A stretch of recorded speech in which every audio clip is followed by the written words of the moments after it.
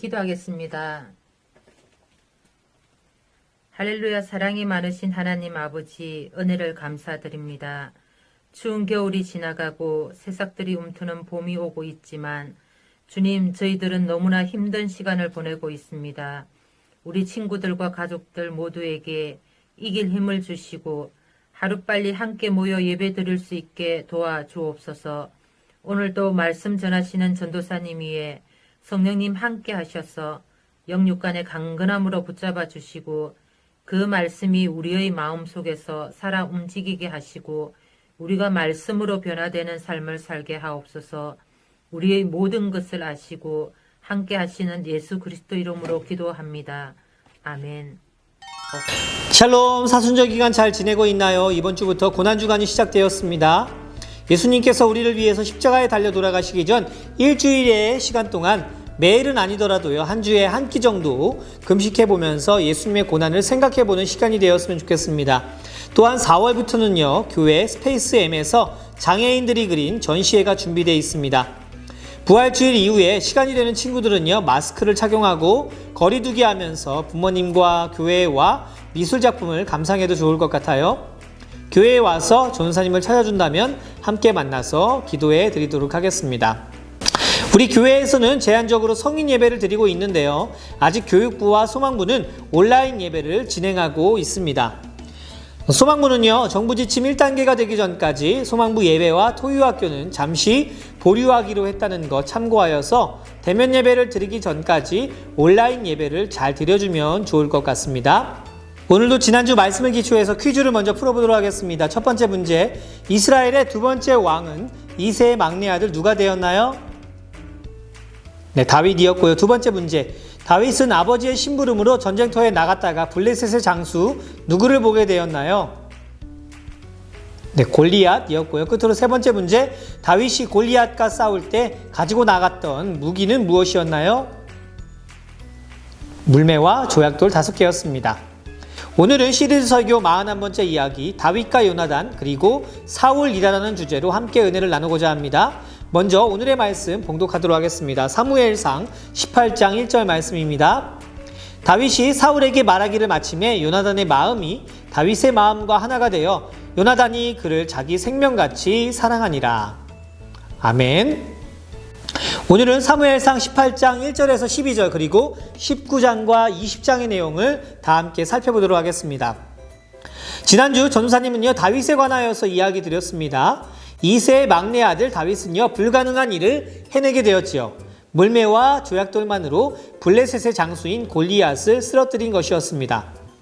물론 이 모든 것은요, 하나님께서 함께 하셨기에 가능했던 일이었어요.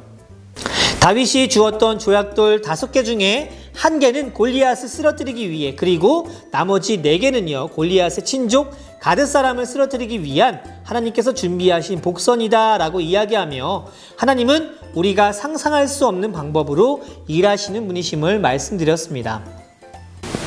이번 주 말씀의 줄거리는 이러합니다. 다윗은요, 골리앗과의 사건이 있은 후에 왕의 궁전에서 살게 되었습니다. 이 왕 사울에게는 아들이 있었는데요, 그 아들의 이름은 요나단이라는 이름을 가지고 있었어요. 성경에서 다윗과 요나단 이야기를 했을 때 보통은 끈끈한 우정을 상징할 때 이야기합니다. 그렇게 다윗과 요나단은요, 둘도 없는 친구가 되었는데요, 요나단은 다윗을 자기 목숨처럼 사랑했습니다. 그는요, 왕의 자리를 물려받을 수 있는 왕의 아들이었어요. 그런 그가 다윗에게 매우 호의적으로 대했는데 자신의 겉옷과 군복, 칼과 활과 허리띠까지 내어줄 정도로 다윗과 친근한 사이로 지냈습니다.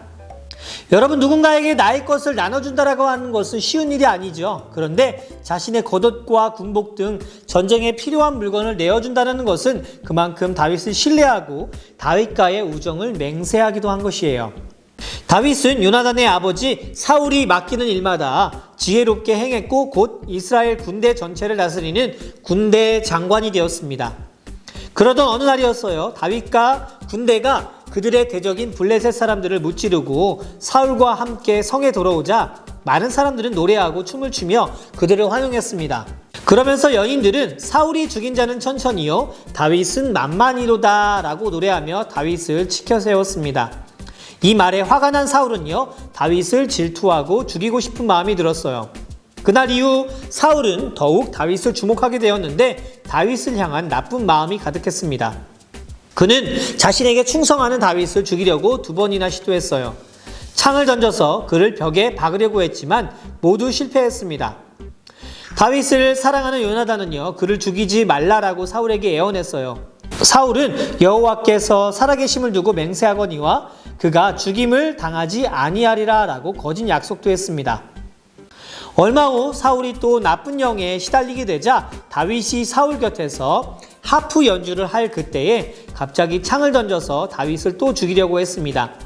재빨리 몸을 피한 다윗은요, 사울에게서 도망쳐 라마나옳이라는 곳에 머물렀어요.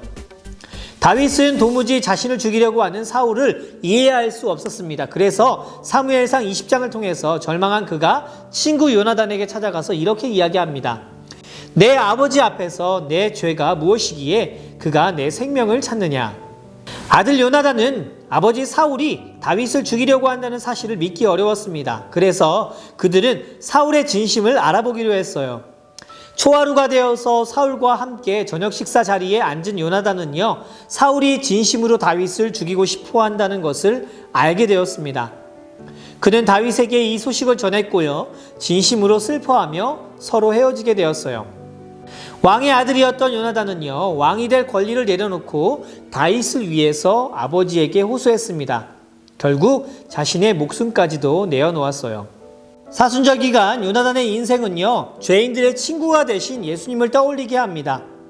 예수님은요, 하늘보좌를 버리고 우리에게 오셨죠. 우리를 구원하기 위해서 자신의 목숨까지 포기하시고 하나님께 호소하신 분이십니다. 오늘도 우리는 설교 말씀을 통해서 3가지 정도를 묵상해 보면 좋을 것 같습니다. 첫 번째, 질투는 악한 힘을 생기게 만든다.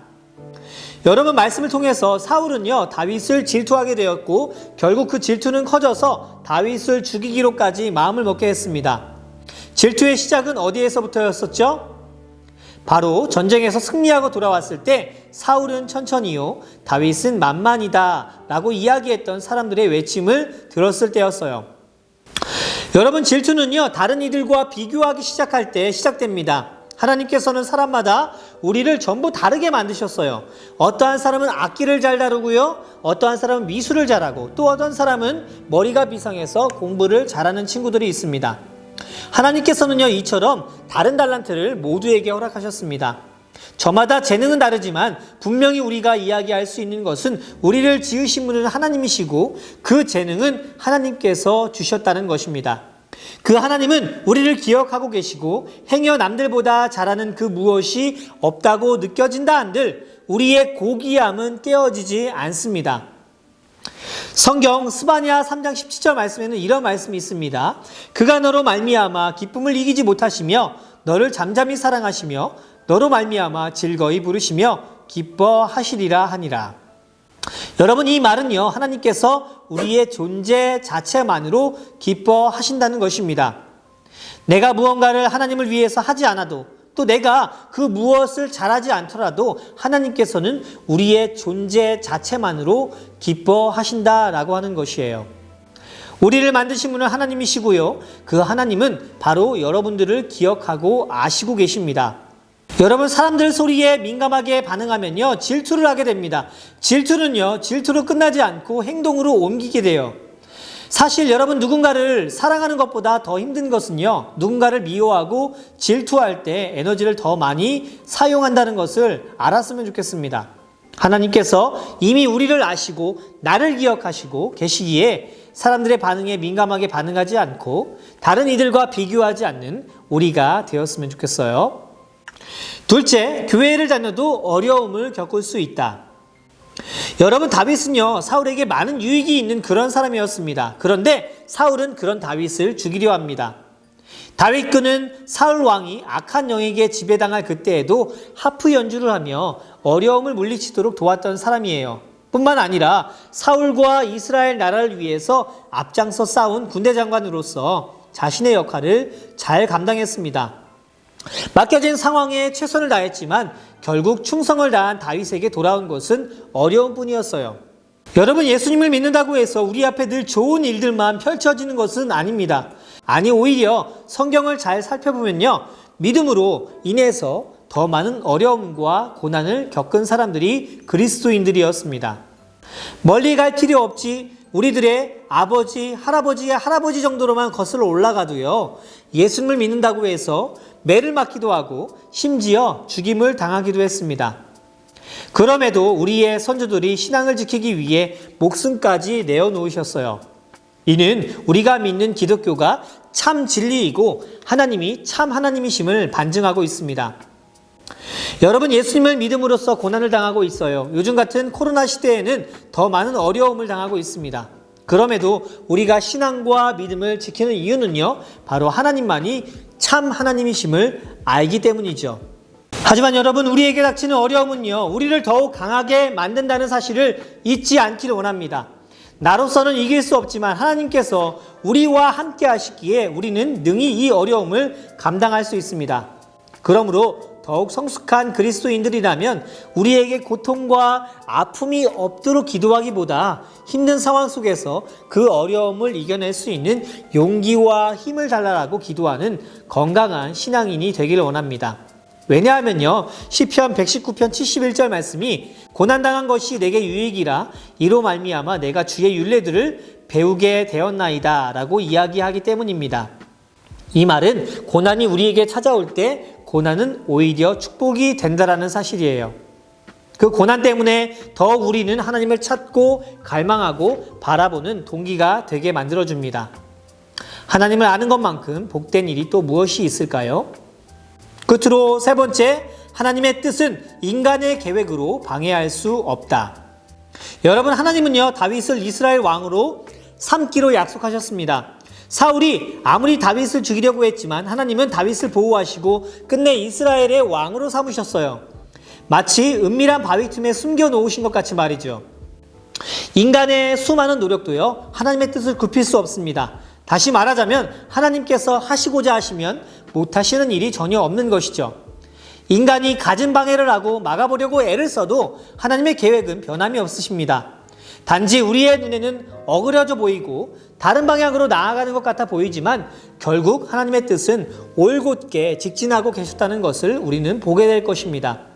여러분, 대나무를 본 적이 있으세요? 대나무는요, 씨앗을 심은 후 첫 4년 동안은요, 죽순이 하나 올라오는 것 빼곤 아무것도 보이지 않는다고 해요. 4년의 시간 동안 모든 성장은요, 이 어둡고 칙칙한 땅 속에서 이루어지고 있습니다. 감추어진 채로 말이죠. 우리를 향한 하나님의 계획이 이와 같습니다. 지금은 감추어져 있는 것처럼 보일지 모르나 때가 되면 하나님은 그 계획을 반드시 이루시는 분이십니다. 여러분, 잊지 마십시오. 눈에 보이지 않는다고 해서 대나무가 성장하고 있지 않는 것은 아닙니다. 그러므로 사랑하는 소망공동체 여러분, 우리에게 능력 주시는 주 안에서 우리가 무엇이든 할 수 있습니다. 세상의 그 어떤 편견과 고정관념은 우리를 넘어뜨릴 수 없는 것이죠. 날 향한 하나님의 계획이 날로 커져가고 있기 때문입니다. 그러므로 왕의 자녀로서 세상 앞에 당당하게 살아가는 우리가 되길 원합니다. 하나님께서 우리를 부르셨기에 끝까지 하나님께서 우리를 책임져 주십니다. 한 주간 다른 이들과 비교하지 말고 하나님께서 나를 부르셨다는 것을 기억하며 나 자신을 사랑했으면 좋겠습니다. 비록 예수님을 믿는다고 해서 고난과 어려움이 찾아올지언정 믿음을 끝까지 잘 지킬 수 있는 우리가 되길 원합니다. 또한 우리를 향한 하나님의 계획이 여전히 존재하고 있다는 것, 아니 더욱 성장하고 성숙하고 있다는 것을 신뢰하며 더욱 하나님을 붙잡을 수 있는 귀한 한 주가 되는 소망공동체 모두가 되기를 위해서 기도합니다. 함께 기도하겠습니다. 나를 향한 하나님의 계획을 발견합니다. 그 계획이 흔들리지 않고 끝까지 우리와 함께하고 있음을 믿습니다. 우리 소망공동체를 하나님께서 부르셨고 우리 소망공동체 안에 하나님의 계획이 있는데 눈앞에 보여지는 또 펼쳐지는 현상을 바라보며 좌절하거나 실망하거나 낙심하지 않는 귀한 소망부 친구들 모두가 될 수 있도록 인도하여 주시옵소서. 하나님, 오늘 말씀을 통해서 질투가 얼마나 악한 힘이 있는지 깨닫게 하심을 감사합니다. 나에게 주신 것 바라보며 감사하며 기뻐할 줄 알게 하시고 다른 이들과 비교하지 아니하며 내게 주신 하나님의 계획들을 발견할 수 있는 귀한 삶 될 수 있도록 역사하여 주시옵소서. 또한 하나님을 믿는다고 해도 우리 가운데 어려움이 찾아온다는 것을 깨닫게 하심을 감사합니다. 하나님, 그 어려움 예수 그리스도와 함께 이겨내게 하여 주시고 하나님 안에서 우리가 주님과 함께 무엇이든 할 수 있다라는 믿음의 고백이 우리의 입술을 통해서 온전히 선포되어질 수 있도록 은혜를 내려 주시옵소서. 우리의 삶 가운데 어제보다 하나님이 더 필요함을 고백합니다. 매일의 삶 가운데 말씀으로 다가오시고 그 말씀을 붙잡고 의지하며 나아갈 때에 세상에서도 힘있고 능력 있는 삶을 살아가기에 부끄럽지 아니하는 귀한 주님의 백성들 모두가 되도록 역사하여 주시옵소서. 한 주간도 우리와 함께 하실 성령 하나님을 기대하며 이 모든 말씀 예수님의 이름으로 기도드렸습니다. 아멘.